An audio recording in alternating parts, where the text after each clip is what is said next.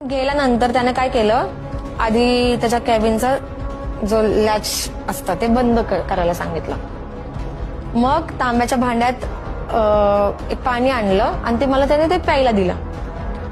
त्या पाण्याची चव खारट आणि एवढी कडवट होती ना की ते पाणी पिल्यानंतर मला एकदम मळमळायला लागलं, एकदम गरगरायला लागलं. जेवढं जास्त पाणी पिशील तेवढं त्याने फळ जास्त मिळेल असं त्याने मला सांगितलं.